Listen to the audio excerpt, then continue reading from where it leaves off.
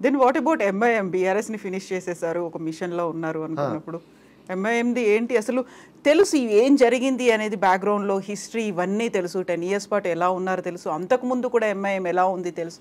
But Revanth Reddy ఎందుకని నా కొడంగల్ సీట్ని నేను ఇస్తాను అనే ఒక ఆఫర్, చాంద్రాయణగుట్లో ఒక బీసీ లీడర్ని పెడదాము, గెలిపించుకుందాము, నేనే క్యాంపెయిన్ చేస్తాను, ఇవన్నీ ఎందుకు చెప్తున్నారు? ఏం ఆలోచన ఉంది అసలు?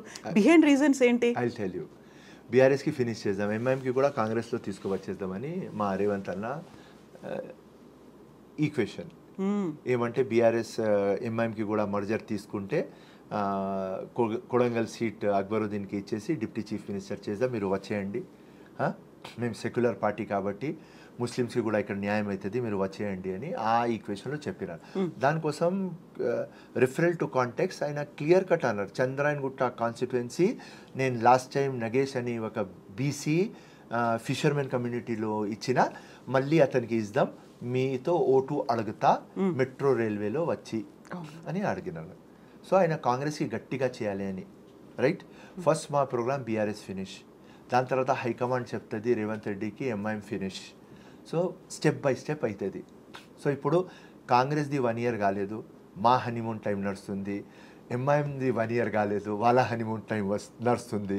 సో బీఆర్ఎస్కి ఫినిష్ చేద్దాం, మళ్ళీ ఎంఐఎంకి ఫినిష్ చేద్దామని మా ఈక్వేషన్ ఉంటుంది. ఎప్పుడు కంప్లీట్ అవుతుంది హనీమూన్ పీరియడ్? 1 year, డిసెంబర్ దాకా అవుతుంది. ఈ డిసెంబర్ వరకు కంప్లీట్. 1 year తర్వాత ఒరిజినల్ యాక్షన్ ఏదైతే ఉందో అదంతా కనిపిస్తుందా? yes, 100%. కాకుంటే ప్రతిసారి ఓల్డ్ సిటీలో ఎంఐఎంని బీట్ చేసేవాళ్ళు ఇప్పటిదాకా రాలేదు, ఎప్పుడు చూసినా 7కు 7 గెలుచుకుంటుంది, చాలా పకడ్బందీగా గట్టిగా ఉంది అనేటువంటి ఒక అప్రిసియేషన్స్ కూడా వినిపించాయి కదా. రేవంత్ రెడ్డియే చేశారు సీఎం హోదాలో, అసెంబ్లీలోనే. ఆయన ఒక కస్టోడియన్ ఆఫ్ తెలంగాణ కవిత గారు, ఆయన ఒక విజనరీ లెజెండరీ ముఖ్యమంత్రి. నెక్స్ట్ 5 years కూడా ఆయననే ఉంటారు. గట్టిగా పనిచేసి ఇంకా 5 years hat trick CM Revanth Reddy గారు ఉంటారు. Day by day Congress strong అవుతుంది, రేవంత్ రెడ్డి స్ట్రాంగ్ అవుతాడు. ఎంపీ సీట్లో క్లియర్ కట్ చెప్పిన ఒక్క సీట్ కూడా బీఆర్ఎస్కి రాదు, రైట్, రాలేదు. ఇప్పుడు ఆయన అందరికీ కన్సాలిడేట్ చేయడానికి, అందరికీ ఒక దగ్గర తీసుకురావాలి అని ఎంఐఎంకి కూడా పొగురుతారు, రైట్, యాజ్ పర్ స్ట్రాటజీ అది. That's all, nothing. ఓల్డ్ సిటీకి డబ్బా చేసినారు, అది అందరికీ తెలుసు, మా రేవంత్ అన్నకి తెలుసు.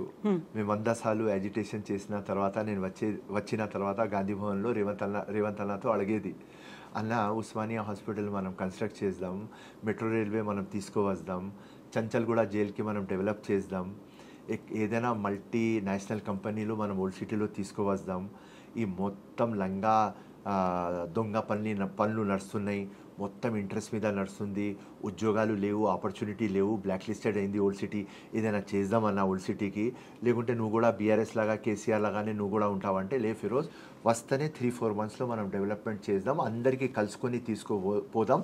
ఎంఐఎం ఎన్ని సీట్లు గెలుస్తుంది మనకు తెలియదు, కానీ వాళ్ళకు కూడా మన దారిలో తీసుకువచ్చి తప్పకుండా హైదరాబాద్కి ఒక కాస్మోపాలిటన్ సిటీ కదా, క్యాపిటల్ సిటీ కదా, అన్ఫార్చునేట్ డెవలప్ కాలేదు కదా, తప్పకుండా ఇమ్మెటీరియల్ ఆఫ్ పార్టీ తప్పకుండా డెవలప్మెంట్ చేద్దామన్నారు. ఆ మాట మీదనే ఆయన కట్టిపడి ఉన్నారు, దానికోసం మేము కూడా కోఆపరేట్ చేస్తున్నాం.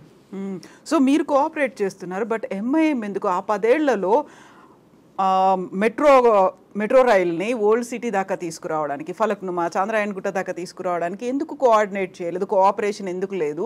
ఇప్పుడు ఎందుకు ఇమ్మీడియట్గా వచ్చి సహకరిస్తున్నారు? CM will of the chief minister, king of Telangana will ఉండాలి. అప్పుడు బీఆర్ఎస్కి కేసీఆర్కి అంత విల్ లేదు. కేసీఆర్ 10 years పాలనలో 1 time కూడా ఓల్డ్ సిటీ రాలేదు. మా ముఖ్యమంత్రి 6 monthsలో 6 times వచ్చి పోయినాడు ఇప్పుడు దాకా ఓల్డ్ సిటీ. ఆ చిత్తశుద్ధితో మా ముఖ్యమంత్రి ఉన్నాడు. ఇప్పుడు ఎంఐఎం చెప్తే కూడా మెట్రో వస్తుంది, చెప్పకపోతే కూడా మెట్రో వస్తుంది. సో ఎంఐఎం ఏం చేయాలి?